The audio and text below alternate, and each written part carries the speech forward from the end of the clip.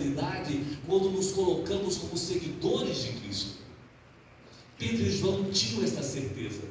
Eles sabiam que eram representantes de Jesus e por isso então não temiam o fato de que todos olhariam para eles, procurando justamente quem? Jesus. Amém. Jesus. Mas voltemos aqui para o livro de Atos, né? Nós estávamos no capítulo 3. Aqui em Atos, no capítulo 3, na história que nós estamos estudando. Voltemos então para este livro e vamos continuar meditando aqui nos detalhes dessa história. Pedro, como já disse para os irmãos, ele experimentou olhar para o Senhor Jesus. Ele, como já disse, ele pôde caminhar até mesmo sobre as águas. Lá no cenáculo, Pedro retirou os olhos de Jesus e negou o Senhor. Mas agora, ele volta os olhos para Jesus e encontra olhos de bondade, olhos de salvação, olhos de perdão e não de condenação, apesar também da traição de Pedro. Nós falamos muito da traição de Judas, mas Pedro de alguma forma também traíra o seu mestre, quando disse: olha, eu não o conheço. No entanto, ao se deparar com Jesus novamente, quando olhou para Jesus, ele viu amor em seus olhos e não condenação. De lá para cá, Pedro jamais deixou de olhar atentamente para Jesus.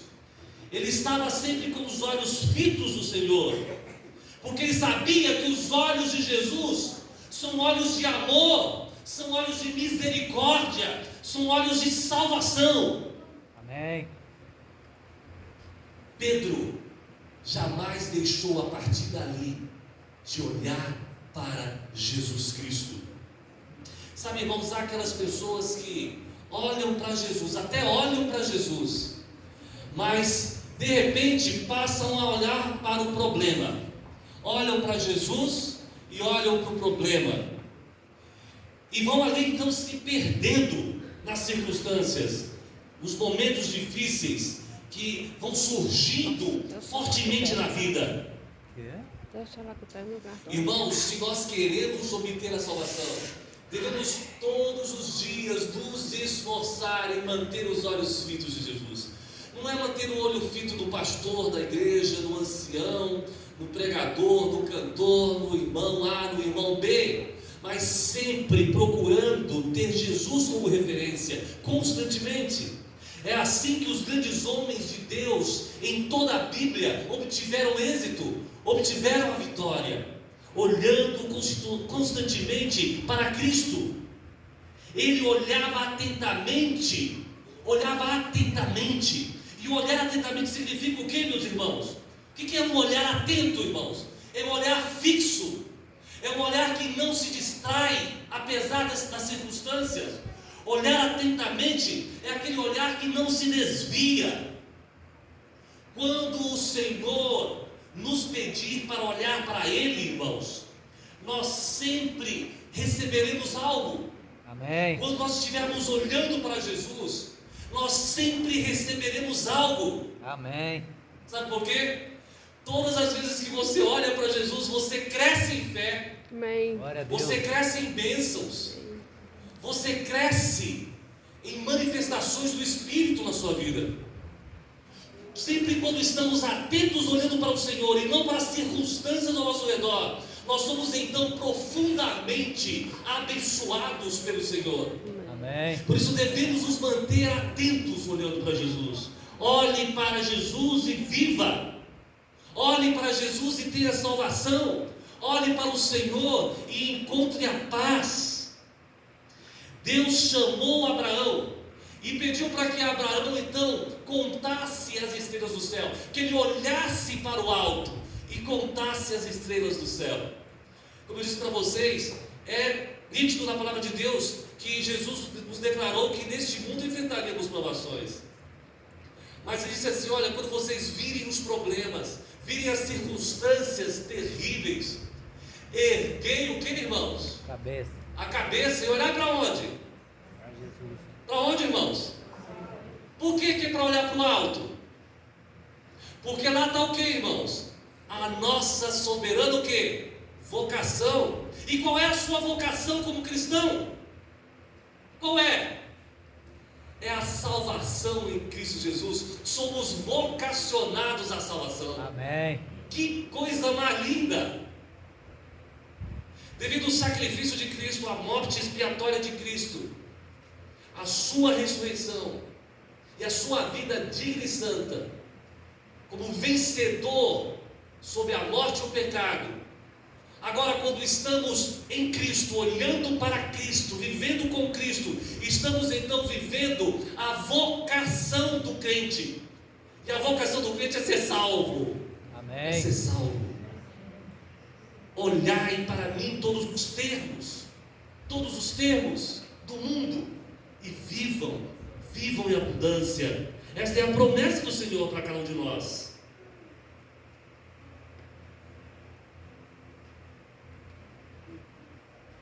Pedro então vai até o homem, segura-o pela mão. Amém. Às vezes, irmãos, é necessário que estejamos dispostos a segurar a mão daquele que não consegue se levantar. Amém. Há pessoas que só poderão se erguer se nós estendermos a mão. Amém. Amém. Para que elas se levantem, para que elas possam de fato caminhar. Então Pedro estende a mão, enquanto o homem que está com os olhos fitos em quem? Em Pedro e João.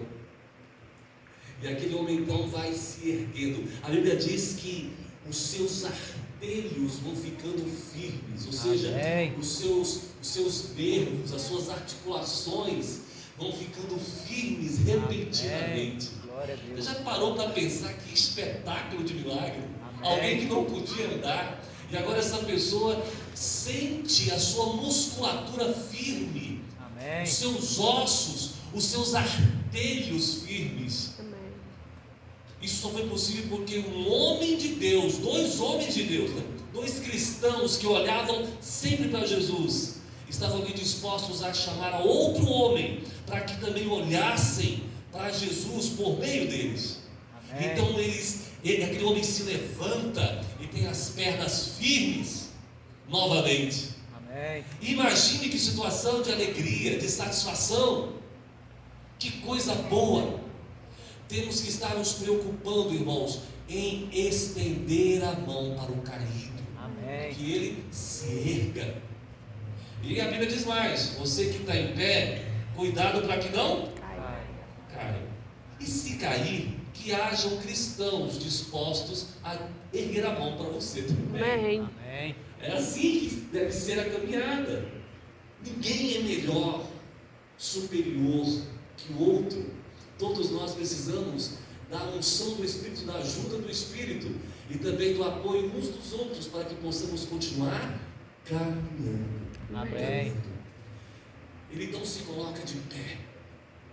E ele não apenas se coloca de pé, aquele homem que era outrora paralítico. Ele se coloca de pé e começa a pular. Amém. Imagina uma pessoa coxa que não conseguia andar, agora ele está pulando. E Pedro e João então o conduzem para dentro do templo. O conduzem para dentro do templo. Sabe o que significa ser conduzido para dentro do templo? Significa entrar na comunhão do Senhor. Amém. Porque quando nós entramos no templo de Deus, nós entramos na comunhão com o Senhor. E é por isso que aquele homem então entra no templo louvando, saltando de alegria. Ele tinha que fazer isso mesmo. Não tinha como entrar naquele templo assim, cabisbaixo. Nossa, agora eu posso andar, né? Quando nós recebemos a salvação e sabemos que Cristo nos deu essa salvação, temos que realmente rejubilar, estar alegres. E eu estou feliz porque eu sei que tem irmãos nossos aqui que estarão neste sábado, entregando a sua vida ao Senhor. Amém. Ali Glória no a tanque Deus. batismal dessa igreja. Amém. Glória a Deus. Amém. Amém. Amém. Estes irmãos queridos que estão aqui, né, serão pessoas que a semelhança daquele homem que estava à porta, terão o privilégio também de sentir esse júbilo, esta alegria, porque, irmãos, nós podemos ter muitos eventos maravilhosos na vida, o casamento, o nascimento dos filhos, tudo é lindo, mas, irmãos, adentrar no tanque, mergulhar conforme o exemplo do Senhor Jesus Cristo, porque Ele também passou por batismo, Amém. e renascer na certeza de uma nova vida em Cristo, na certeza de que a salvação nos foi ali concedida por meio daquela simbologia, é ou não é motivo de estar pulando de alegria? Amém. Sim. Então, queridos irmãos que estão aí caminhando para o batismo esse sábado, que realmente vocês possam usufruir dessa alegria. E aqui vai ter uma igreja repleta de pessoas felizes também, como estavam Pedro e João. Amém. É ou não é, igreja? Amém. É preciso, irmãos, estarmos nesses últimos dias sempre andando, como já disse,